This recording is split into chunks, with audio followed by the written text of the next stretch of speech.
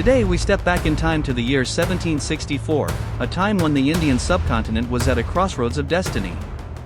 A battle that would change the course of Indian history forever, the Battle of Buxar. This was not just a clash of armies but a defining moment that sealed British supremacy over India. Let us embark on this journey to understand the battle, its causes, its consequences, and how it shaped the future of a vast empire.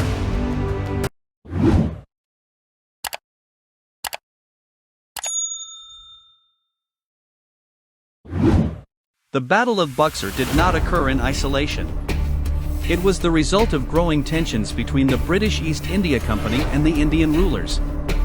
The seeds of conflict were sown in 1757, after the Battle of Plassey, when the British defeated Shah and gained control over Bengal. However, the British, under the leadership of Robert Clive, sought to expand their influence, interfering in regional politics and imposing their own economic policies. The Indian rulers, dissatisfied with British control and their economic exploitation, decided to challenge this growing power. Thus, an alliance was formed, a last attempt to resist British domination. On one side stood the British East India Company, led by Hector Munro, a skilled commander determined to establish British rule in India. On the other side, an alliance of three formidable Indian rulers. Mir Qasim, the Nawab of Bengal, who had been placed on the throne by the British but later rebelled against them due to their oppressive trade policies. Shuja-ud-Daula, the Nawab of Awadh, a powerful regional leader who feared British expansion into his territory. Mughal Emperor Shah Alam II, the once mighty ruler of the Mughal Empire, now struggling to hold his empire together. This unlikely coalition of Indian forces was driven by a shared fear: the British were no longer just traders, they were becoming rulers. What led to this momentous battle? The answer lies in a mix of betrayal, economic greed, and resistance.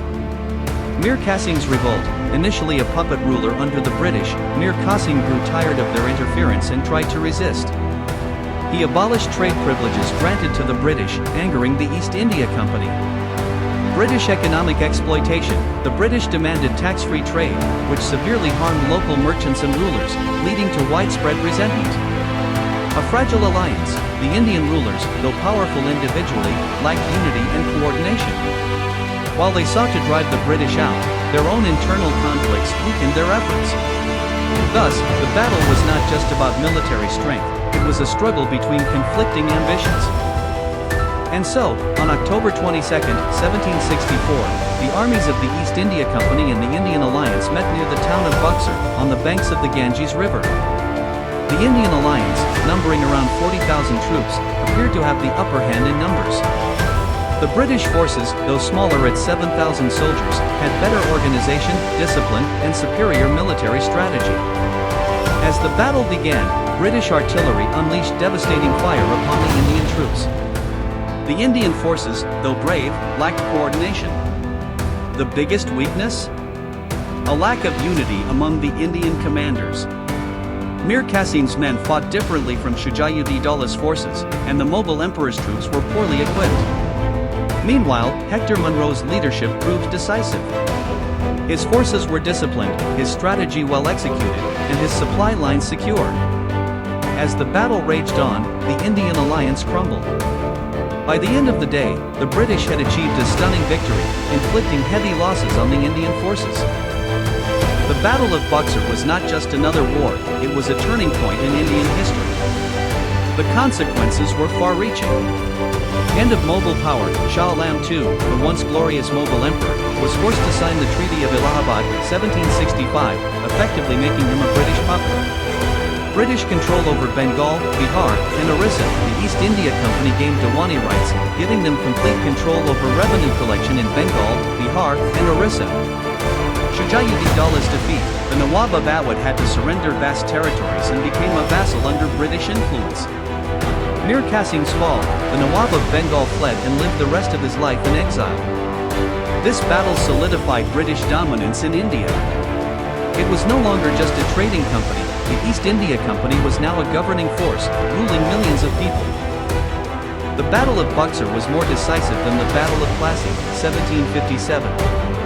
While Plassey had given the British a foothold in Bengal, Buxar established them as the true rulers of India. This battle marked the beginning of British political control, paving the way for nearly 2 centuries of colonial rule. It also highlighted a major weakness in Indian resistance, disunity among Indian rulers. If they had fought together as a strong force, history might have taken a different turn. As we look back at the Battle of Buxar, we see more than just a military conflict. It was a clash of empires, a moment where destiny favored the British due to their superior strategy, discipline, and organization. But this battle also serves as a lesson.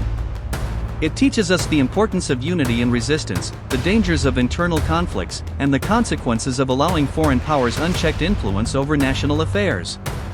The Battle of Buxar may have been fought centuries ago, but its impact still resonates today in the history of India and the world. Thank you for joining me on this journey into the past, a past that shaped the future of a nation.